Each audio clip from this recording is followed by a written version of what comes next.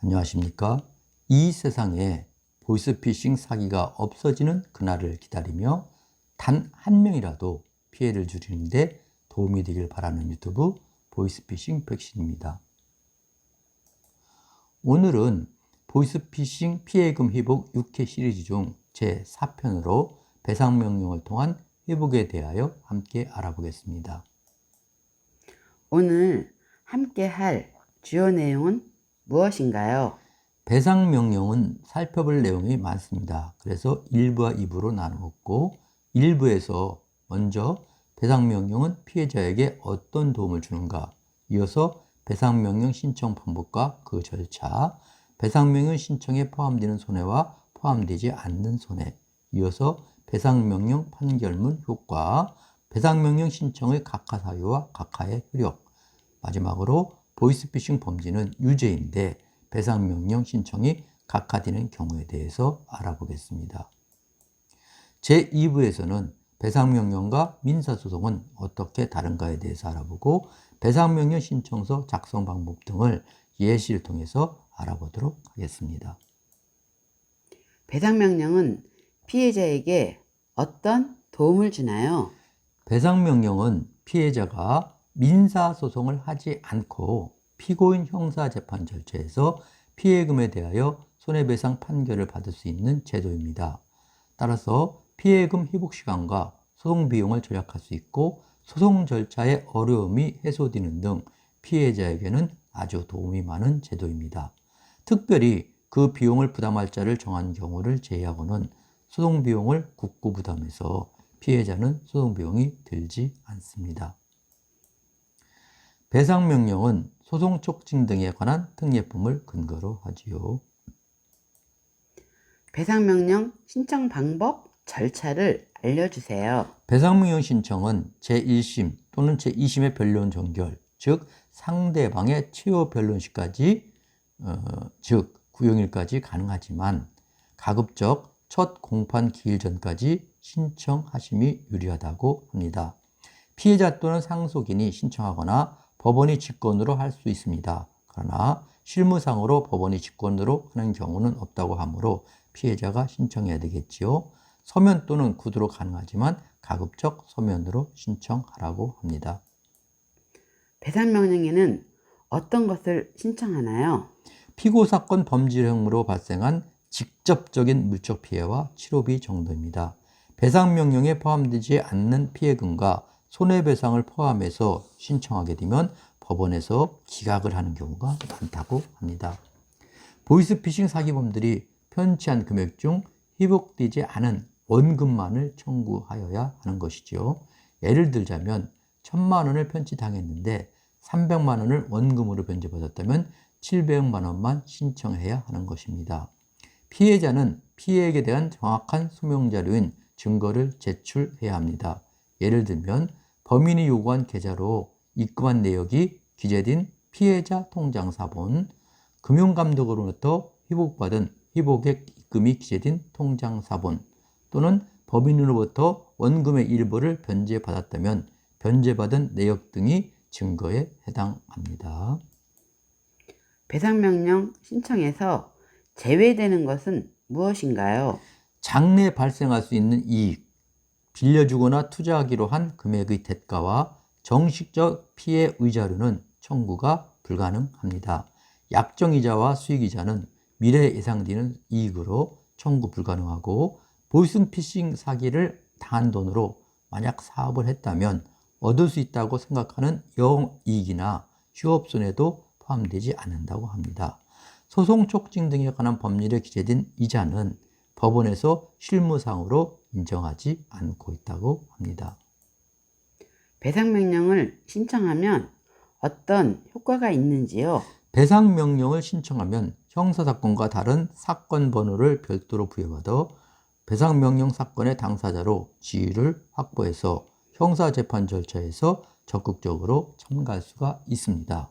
배상명령 사건은 형사재판 절차 공판과 함께 진행되며 형사재판 절차에서 검사가 제출하는 입증서류는 배상신청 사건의 증거자료로 자동적으로 인용됩니다.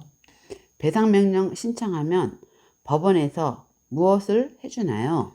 법원은 배상명령 신청인에게 재판 기일을 통지하고 판사가 배상명령 신청인의 출석 여부를 확인해야 하며 신청자에게 판결문을 송달해야만 합니다.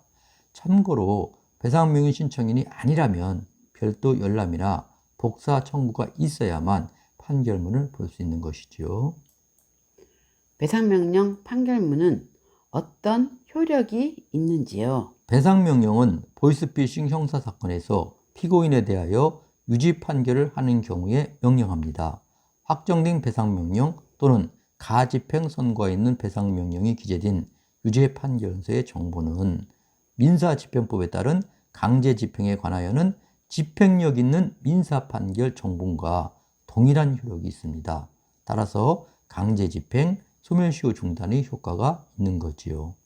다만 배상명령이 확정된 경우 피해자는 그 인용된 금액의 범위에서는 다른 절차에 따라서 손해배상을 청구할 수 없게 됩니다. 참고로 배상명령이 포함된 주문을 보면 피고인은 징역 2년 6개월에 처한다. 피고인은 배상신청인에게 편취금 2억 원을 지급하라. 의 배상명령은 가집행할 수 있다라고 기재되어 있습니다. 배상명령 이외의 손해는 민사소송으로 제기하면 됩니다. 배상명령은 어떤 경우에 각하되나요? 먼저 배상명령이 타당하지 않다고 인정되는 경우로서 첫째, 배상신청이 대상범죄가 아닌 경우, 보이스피싱 사기가 무지로 되는 경우, 피해자의 성명 주소가 불분명한 경우가 해당합니다. 둘째로 배상 책임의 유무나 그 범위가 불분명한 때인데요. 공범자가 많아 손해배상 책임 유무가 불분명한 경우입니다.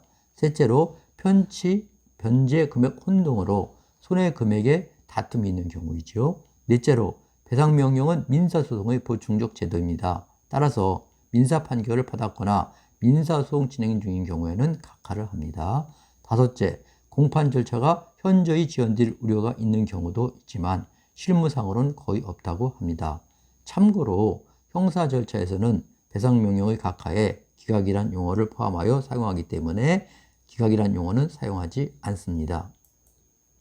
보이스피싱 사기죄는 유죄인데 배상명령을 각하하는 경우가 많다고 하던데요. 네, 그렇습니다.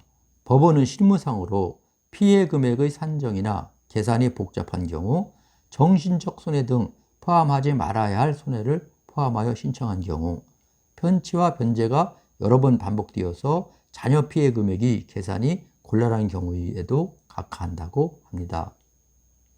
배상명령에 지연이자를 포함시키나요? 명문 규정도 없고 확립된 판례도 현재까지는 없습니다.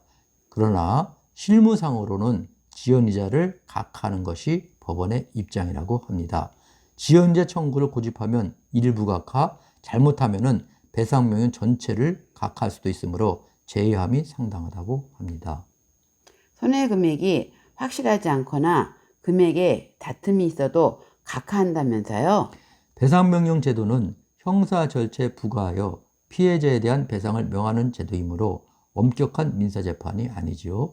엄격한 채권, 채무에 대한 증거 수집과 판단은 사실상 불가능합니다. 그래서 복잡하거나 다툼이 있는 경우는 대부분 각하하는 것입니다.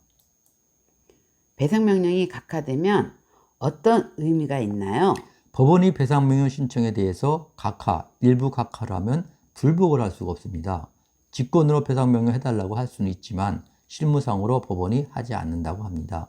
동일 사건에 대한 재차 배상명령 신청은 불가능하므로 1심에서 배상명령이 각하되었다면 항소심에서 재신청은 불가능합니다.